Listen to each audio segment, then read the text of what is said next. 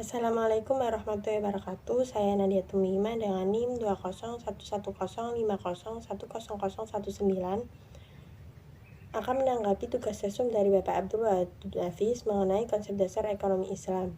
Yang pertama adalah definisi ilmu ekonomi. Ilmu ekonomi adalah sebuah cabang ilmu yang membahas dan mempelajari tentang perilaku manusia dalam memenuhi kebutuhannya dan memuaskannya. Yang kedua adalah definisi ekonomi Islam. Ekonomi Islam adalah sebuah cabang ilmu yang membahas dan mempelajari dalam memenuhi kebutuhannya dan memuaskannya, untuk mencapai maslahah, untuk mencapai kebahagiaan zahir dan batin, serta untuk mencapai terpenuhinya kebutuhan sebagai manusia dengan mendapat ridho dari Allah, yang memenuhi kebutuhan fisik dan rohani. Yang ketiga adalah perbedaan antara ekonomi Islam, kapitalis, dan sosialis. Berdasarkan sumbernya, ekonomi Islam bersumber dari Al-Quran, As-Sunnah, ijma' dan qiyas, sedangkan untuk kapitalis dan sosialis bersumber dari akal dan pemikiran manusia. Berdasarkan kompetisi, ekonomi Islam tetap mengikuti rambu-rambu Al-Quran, hadis, ijma' dan qiyas. Sedangkan untuk kapitalis bebas dan tidak ada rambu-rambu kecuali yang sudah ditetapkan oleh pemerintah. Dan untuk sosialis tidak ada kompetisi karena sudah diatur oleh pemerintah pusat. Berdasarkan kepemilikan, ekonomi Islam dibagi menjadi kepemilikan individu maupun umum, tapi sifatnya tetap nisbi, artinya semuanya tetap milik Allah. Untuk kapitalis, kepemilikan adalah milik individu dan boleh dimiliki sebanyak-banyaknya dan boleh digunakan untuk apa saja. Dan untuk sosialis, individu tidak punya kepemilikan karena semuanya adalah milik umum dan diatur oleh pemerintah pusat. Berdasarkan kesejahteraan, ekonomi Islam bersifat jasmani, rohani, dan akal, sedangkan untuk kapitalis dan sosialis bersifat jasmani belaka.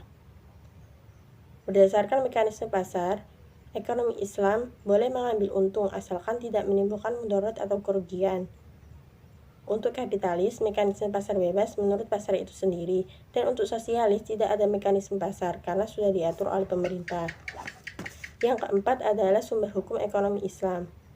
Al-Quran, yakni halal baik dari sisi barang dan prosesnya. As-Sunnah, artinya apa yang ditetapkan dan dikerjakan oleh Nabi.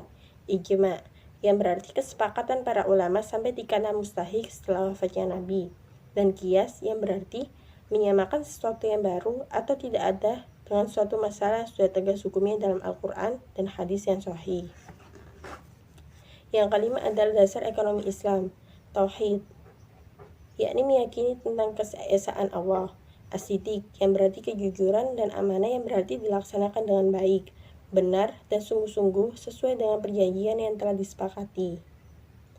Mengakui hak milik individu dan umat. Al-Adalah, yang berarti adil dalam segala hal. At-Tawasud, yang berarti keseimbangan, dan At-Ta'awun, yang berarti tolong-menolong. Yang keenam adalah prinsip-prinsip ekonomi Islam, yakni bebas dari maghrib.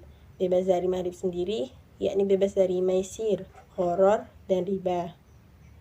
Yang ketujuh adalah karakteristik ekonomi Islam. Ekonomi Islam terikat dengan akidah, syariah, dan akhlak. Harta milik Allah dan manusia adalah sebagai khalifah. Larangan untuk berbuat maisir, horor, dan riba. Keadilan dan keseimbangan dalam melindungi kepentingan individu dan masyarakat. Keseimbangan antara kerohanian dan kebendaan, serta zakat. Sekian dari saya. Wassalamualaikum warahmatullahi wabarakatuh.